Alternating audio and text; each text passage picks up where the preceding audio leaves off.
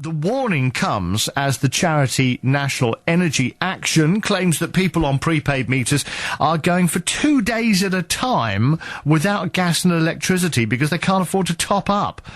Lacey Black is a mother of 3 and she uses a prepayment meter for her family's gas and electricity. Mum, go get your shoes on, we're heading out soon. My 6-year-old, I was going, Mum, it's cold in here, it's cold in here, it's cold in here. And I'm like, I'll put the heat on in a minute, I'll put the heat on in a minute. But obviously they're kids, they don't understand how dear it is. Do you know, so I'm like, put your dressing gown on, put your coat on. I've been living on my own now for 4 years, leaving my mum, and I think it's horrendous, because it is going up loads. Well, it's claimed that poorer customers are being penalised because metered rates are more expensive than direct debits. Research suggests, on average, prepaying households are charged £85 a year more than those paying by direct debit. But the trade body, Energy UK, says prepayment is dearer than direct debit because of the higher costs involved, you know, administration, things like that. Their spokesman, Alan Rees, says if people are struggling, there are things they can do. They might be able to switch supplier if they haven't got more than £500 worth of debt. This is a new agreement that's just come through between industry and the regulator, and they could also they might be able to switch to a credit meter and have a different number of tariffs to choose from, but that might take away from their ability to budget. So there are kind of pros and cons of paying by prepayment. Oh, of course, you could stick a woolly hat and a scarf on. Energy UK has accused the Energy Secretary of indulging in tit-for-tat insults. He's due to address the annual conference later this morning. That should be good for a giggle, shouldn't it? He's expected to call on the energy industry to open your books, and he's due to speak about midday today, so there's something to look forward to.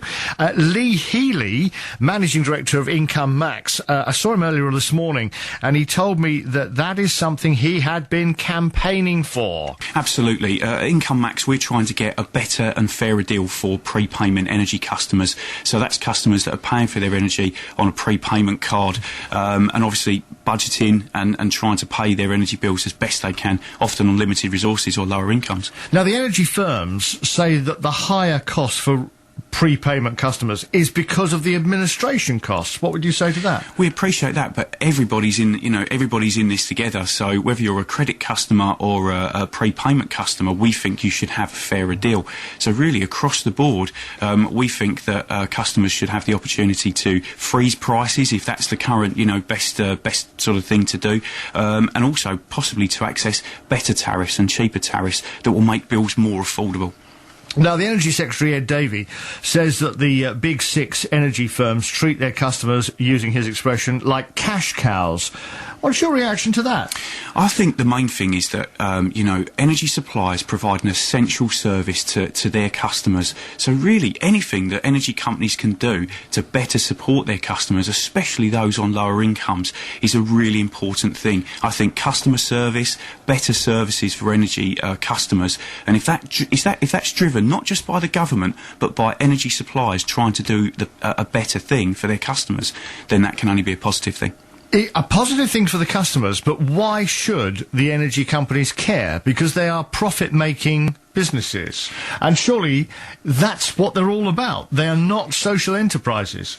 But, I think business is changing. For me, this is about, services. This is about, better deals for people. Essentially, energy companies are, they surely want their customers to be loyal, and loyalty comes from offering better services and fairer services. And again, it's been said by those in government that the energy companies are in danger of losing the trust of the energy companies. Do the energy companies care about trust? I think they do. I think any business in today's day and age has to care about, your customers trusting you. But I think there's a lot of work to be done. I will say that energy companies already, have to do a lot for vulnerable customers and low-income customers. That could be free insulation, free boilers, warm home discount payments, which is a £135 rebate. Can more be done? Yes, it can, especially in relation to things like prepayment. Is the government too weak, do you think, when it comes to dealing with the big energy firms? Because these are very powerful operators we're talking about, multinational companies. They really are, and I think it's always difficult for government. We've seen that with the welfare system, what a struggle they've had to try and reform that. Now to reform the energy industry, it's going to be really difficult for them. But I think it needs to be a mixture of legislation, but also energy companies wanting to do the right thing. And you feel that they're sort of heading the right way now, do you?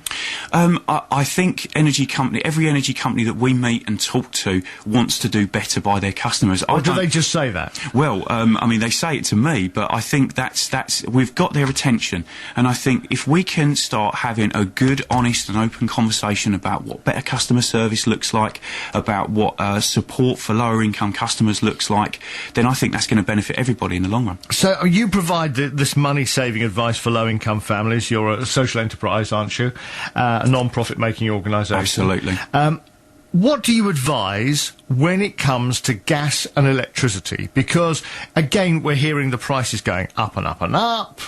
What do you advise? Okay, so if you're on a credit meter, which means that you pay for your gas and electricity, you know, on a monthly bill, direct debit or whatever, then at the moment the best advice is to look at fixing, because fixing, and that may involve switching in the first place, so switching supplier, so which of course everybody knows about switching, but fixing means that you actually fix your costs, so you actually know where you stand, possibly until 2017 with some suppliers. And that's a good idea. There's no chance of you fixing and then it going down and you're thinking, what have I done? Lots of fixed deals have get-out clauses for free, but you need to check that before you enter into any agreement. So if you visit a website like Martin Lewis's moneysavingexpert.com, that's a really good website that has links to calculators that will help you, and comparison websites that can actually help you work that out. On a prepayment meter, as we know, it's a little bit different. Essentially, what I would say there is talk to your energy company to see if you can get, the best deal that's available to you as a prepayment customer.